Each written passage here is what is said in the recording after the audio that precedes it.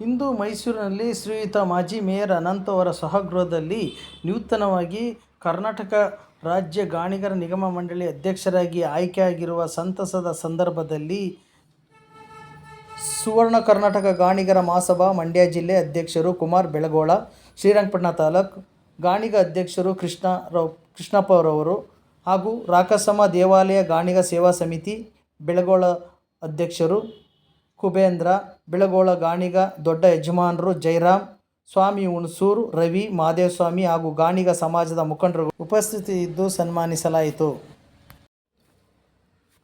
ಹಾಗೆ ಸುವರ್ಣ ಕರ್ನಾಟಕ ಗಾಣಿಗ ಮಹಾಸಭಾ ಮಹಿಳಾ ಅಧ್ಯಕ್ಷರಾದ ಹಾಗೂ ನಿಗಮ ಮಂಡಳಿಯ ಹೋರಾಟಗಾರರಾದ BR ಗಾಯತ್ರಮ್ಮವರು ಹಾಗೂ ಮೋಹನ್ ಕುಮಾರಿಯವರು, ಸುವರ್ಣ ಕರ್ನಾಟಕ ಗಾಣಿಗ ಮಹಾಸಭಾ ಉಪಾಧ್ಯಕ್ಷರು ಮತ್ತು ಖಜಾನ್ಸಿಯಾದ ಆಶಾ ರಾಣಿ ಎ ಅವರು ಮತ್ತು ಪದಾಧಿಕಾರಿಗಳಾದ ಶಾಂತಕುಮಾರಿಯವರು ಈ ಸಂದರ್ಭದಲ್ಲಿ ಹಾಜರಿದ್ದು ಶುಭ ಹಾರೈಸಿದರು. ನಿಮ್ಮ ಹೆಸರು ಸರ್? ನಮ್ಮ ಹೆಸರು ಕೃಷ್ಣ ಅಂತ ಹೇಳಿ ಸರ್. ಈಗ ಶ್ರೀರಂಗಪಟ್ಟಣ ತಾಲೂಕು ಗಾಣಿಗ ಸಂಘದ ಅಧ್ಯಕ್ಷರಾಗಿರೋದ್ರಿಂದ ನಮಗೆ ಮೈಸೂರಲ್ಲಿ ಒಂದು ಅಧ್ಯಕ್ಷ ಸ್ಥಾನ ಸಿಕ್ಕಿದ್ರೆ ನಮಗೆ ಭಾರಿ ಒಳ್ಳೆಯದು. ಮುಂದಿನ ಯುವ ಪೀಳಿಗೆಗೆ ಒಂದು ಒಳ್ಳೆಯ ಸ್ಥಾನ ಸಿಕ್ಕಿ ಎಲ್ಲರಿಗೂ ಒಂದು ಒಳ್ಳೆಯದಾಗಲಿ, ಊರಿನಿಂದ ಒಂದು ಮುಂದಕ್ಕೆ ಒಳ್ಳೆಯದಾಗಲಿ ಅಂತ ಕೇಳ್ತಾರೆ. ಯಾರ್ಯಾರು ಬಂದಿದ್ದೀರಿ ಸರ್? ನಮ್ಮ ಇಲ್ಲಿ ನಮ್ಮ ಸಂಘದ ಅಧ್ಯಕ್ಷರು, ಯಜಮಾನರು, ನಮ್ಮ ಸಂಘದ ಸ್ವಾಮಿ ಅಂತ ಬಂದಿದ್ದಾರೆ. ಇವರೆಲ್ಲರೂ ಬಂದು ಸನ್ಮಾನ ಸ್ವೀಕರಿಸಿ ಒಂದು ಹಾರೈಸಬೇಕಂತ. ಮುಂದಿನ ಕೋರಿಕೆ ತಮ್ಮದು?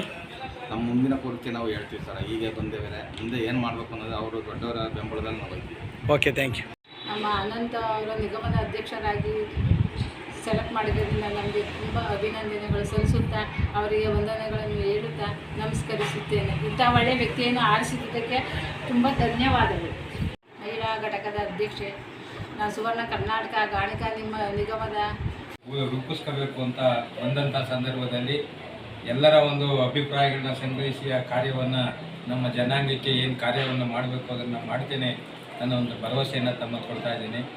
ಎಲ್ಲ ನಮ್ಮ ಜನಾಂಗದ ಎಲ್ಲರಿಗೂ ಒಳ್ಳೇದು ಮಾಡಲಿ ಅಂತ ತಾಯಿ ಚಾಮುಂಡೇಶ್ವರಿಯಲ್ಲಿ